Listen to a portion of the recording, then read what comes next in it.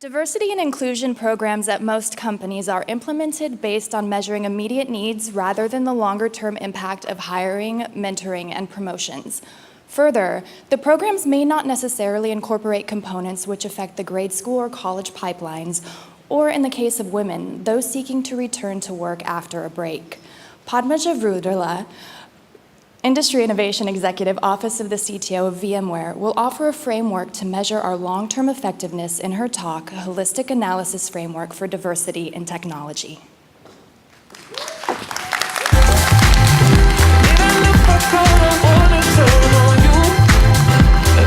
Thanks, everybody. So that's a pretty mouthful in terms of a title, but what I really want to talk about is to riff off what Heidi's talk was about. So in my experience, and I think yours as well, there was even a question around skepticism, right? Think of somebody that you might know, work with, or even have relationships with who are skeptical about diversity and inclusion initiatives. Why are they skeptical? And ask yourselves, as I walk through these slides, do you think that we're moving fast enough when it comes to diversity and inclusion initiatives as organizations? So specifically, I'm sure we've all heard of the Peter Drucker quote, right? Which is, if you can't measure it, you can't change it. And how many of you actually agree with that quote? Okay. So can I give you an alternative perspective on this, right? Because I just finished reading a book from Carolyn Criado Perez, and it's called Invisible Women, and it's about data bias. So when we approach businesses and we approach processes and we approach these items with the concept of measuring, right, there is an inherent bias in that model. So the example that she gives in the book is the snowplow situation in Sweden. So there's a city in Sweden that reanalyzed how they were actually plowing the roads, because it turns out, unsurprisingly, men use roads very differently than women do. So we often tend to run errands and use more public transportation and backways than men do, because they're just going directly on highways to go to work. So typically, if you look at city planning, they will plow from outside in, right? So they do the main arterials and things like that first. And so what Sweden noticed was that there was actually accidents and pedestrian injuries were increasing on snow days. So they completely flipped the system, and they actually did the back roads and the roads that public transportation was running on, and then the main roads. And guess what?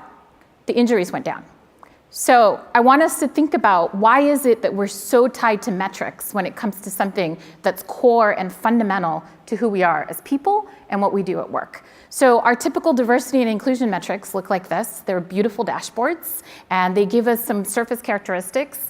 And I loved the slide that you had up, Heidi, about the 21%, the 33%, the 43%, because we can all cite these metrics about why we need women on boards and why we need more women engineers and why we need diversity. But what is that actually telling us, right? What are we measuring? And so typically, I believe that our tools and our approaches to diversity and inclusion are wrong. And hopefully that's going to get you guys to argue with me, because that's the whole point, is to have a conversation around how these tools are incorrect. So when we think about scorecards, what do they imply? When we think about dashboards, what are they implying? And then training, right? We all have to go through unconscious bias training when it comes to VMware. But what else happens? Right? When you have somebody who joins your team, it's not just about the intersectionality of the surface characteristics that we see or can measure. What about intersectionality of other things that may not necessarily be evident to us?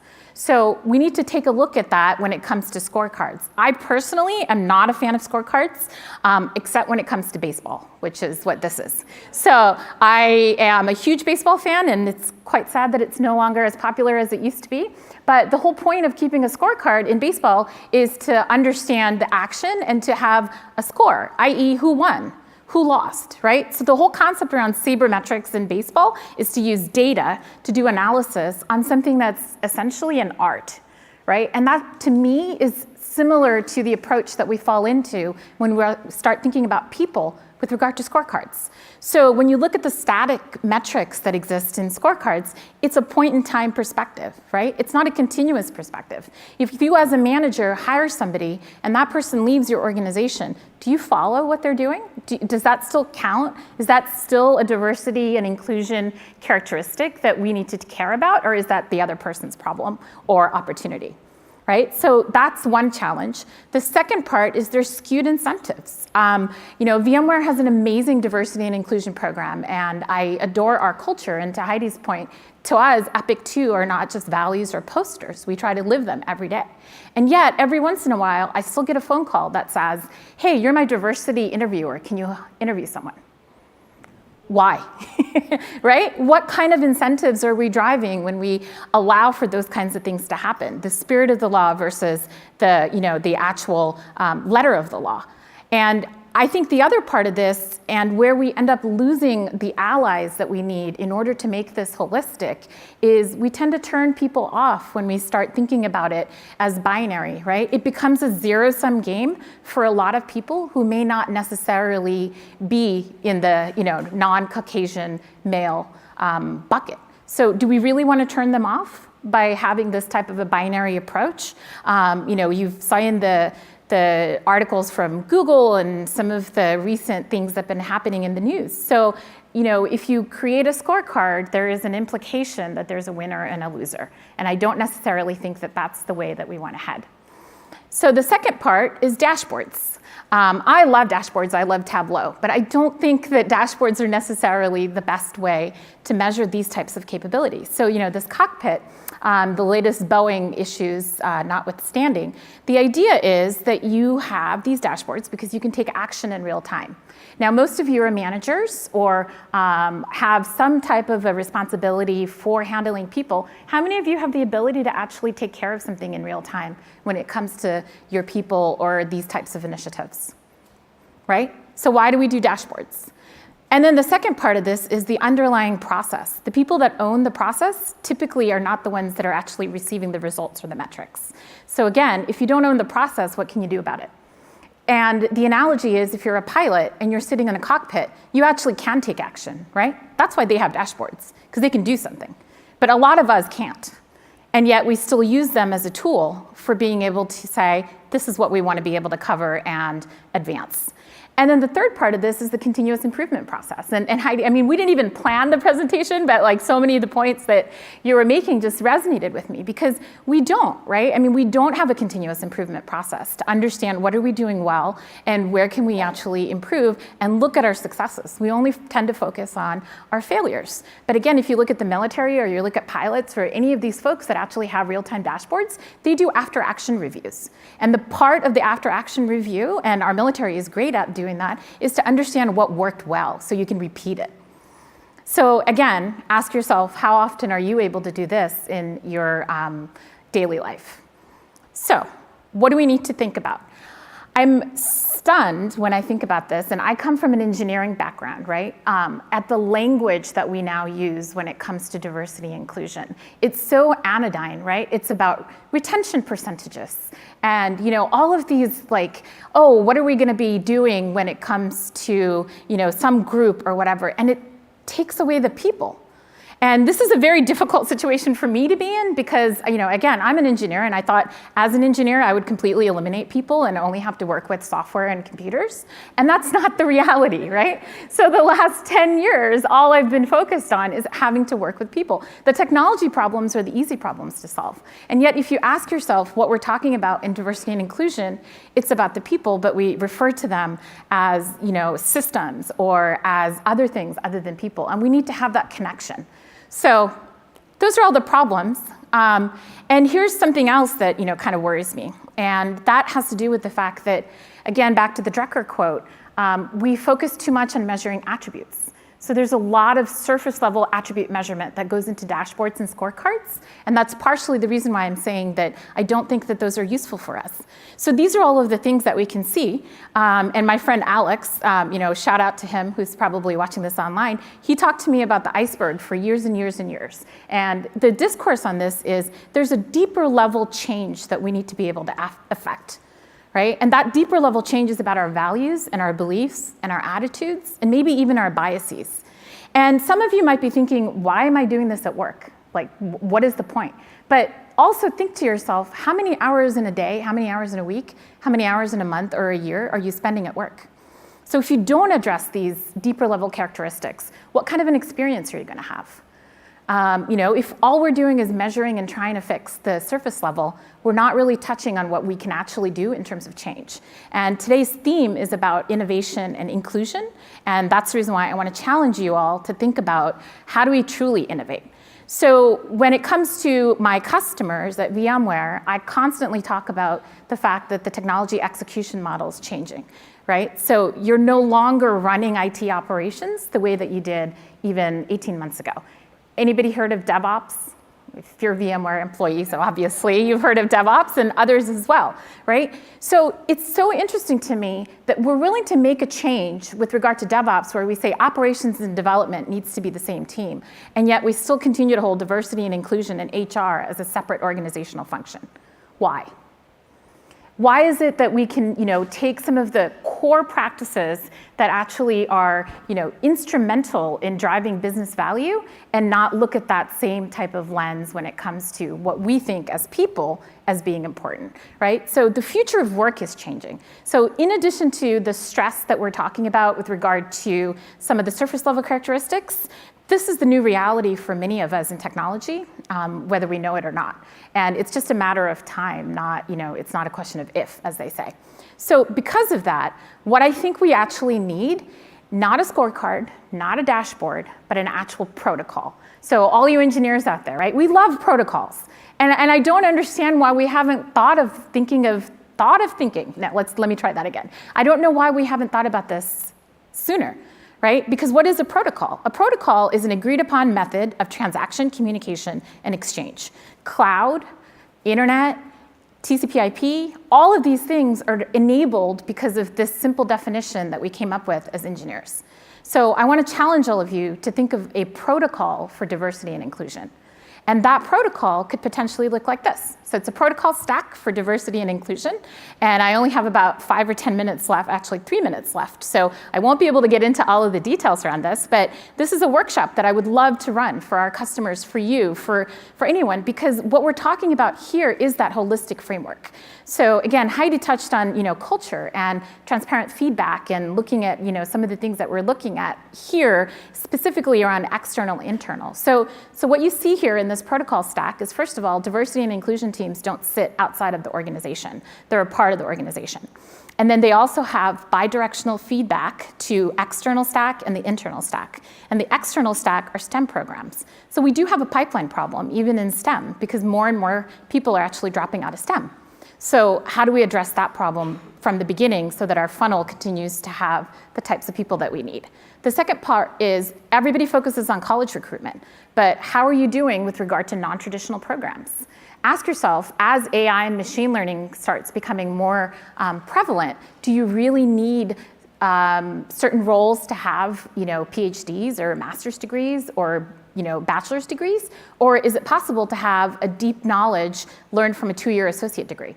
Or can they go, I'm from Seattle, and there's a great program out there from Flatiron, and Flatiron actually trains people in boot camps to learn some of the newer technologies. So should we hire those people?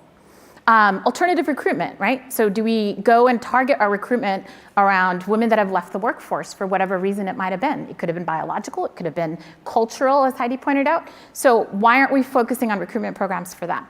And then finally, when we think about internships, we only look at colleges again, right? But why not offer an internship for somebody who may have been out of work or out of the workforce for a little while?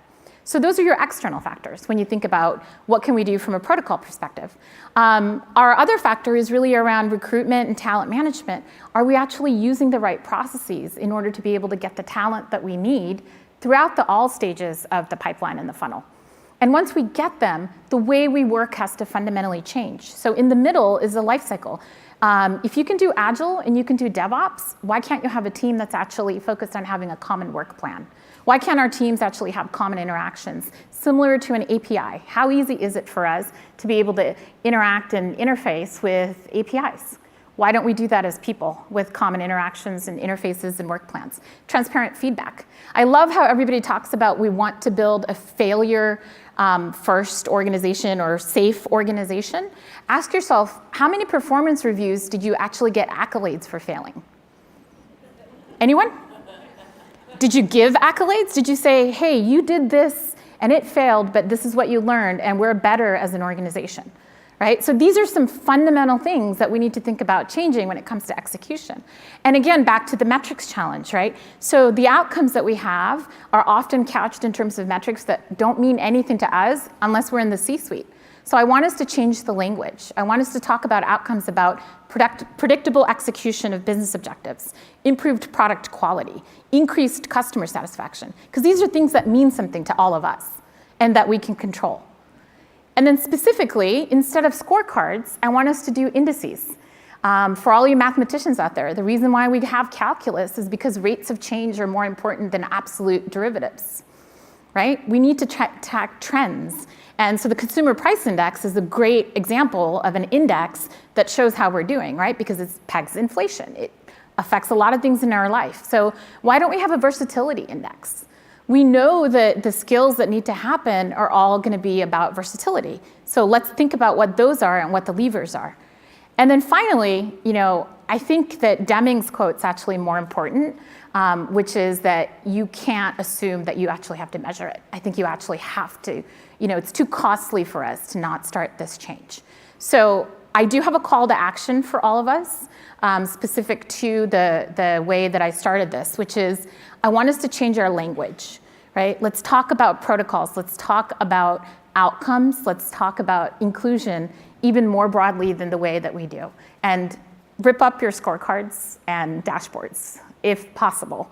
And let's make it possible. So that's my third action for all of you is, let's define our D&I protocol and let's go execute on that.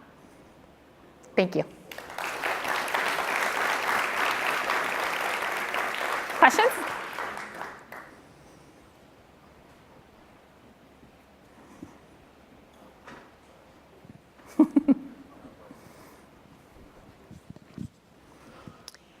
How do you define success in an approach like this where you're using a protocol? So it has to do with the measures that we actually put in place, right? So how do I go back on this one? I guess I can't go back. Let me see. So if you look at the levers, right? So what I had in there was if you have a versatility index, right? Success is going to be about diversity of experience, diversity of skill sets. How quickly can your team actually change to meet the objectives? So the versatility index is to self-learn, acquire skills, and make adjustments in order to be able to meet outcomes. That's how I would define success.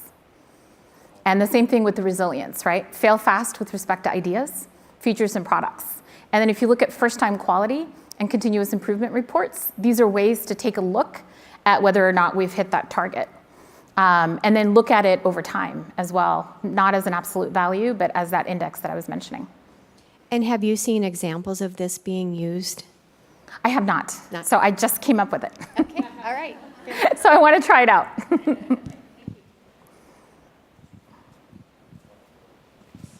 Padmaja, Yeah. thanks. How are you selling this to an engineering organization who is very, very focused on the numbers? Yeah. Yeah. How does that work? So I think that engineers are focused on numbers only because we work with software or hardware, which is very deterministic. But I think even engineers would admit that human beings tend to be irrational, or at least not as rational as software and systems. And I think that's really where we need to start the conversation, is to talk about the fact that we're looking at people, we're not looking at deterministic systems.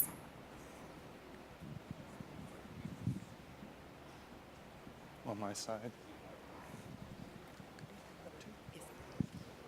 So I am a program manager, so I'm not an engineer. And I have a program within VMware. Yeah. And I know that there's systemic issues with how we currently run the program, but it's a bigger picture. It's not, I can't change my program without it having ripple effects or vice versa. So how do I start the wave in a positive way that's going to impact not only my program, but the rest of VMware? Yeah. Or our program, I guess I should say. Yeah, I mean, I think I totally want to work with you on that process and stuff, Jeanette. I think the key there is to figure out who can sponsor you at an executive level.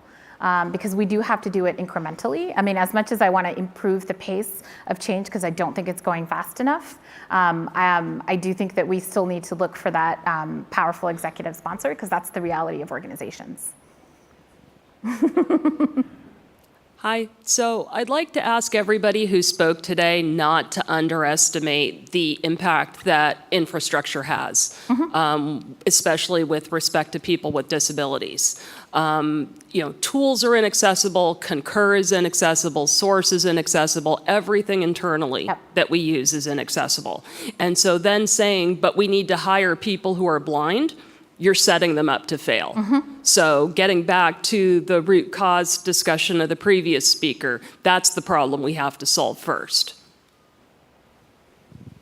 I think that's a symptom that we have to solve, right? I don't know that that's necessarily the problem, because A symptom. right? Because our tools are designed for the middle of the bell curve and not the either sides of the bell curve, right? And so I think that's actually the problem that I would like to solve with this approach, so that you wouldn't have to even change anything because you hired somebody who was blind, or you wouldn't have to change your interview process because you're interviewing somebody who's autistic. And we know that they don't make eye contact, and yet we have an expectation that when we do interviews that there's going to be eye contact. So making this not the exception, but the rule. Right, but we need to make accessible choices going forward. We need to stop making the hole deeper. Yeah, agreed. So I need to wrap up, but thank you, and hopefully this gives you some ideas to think about.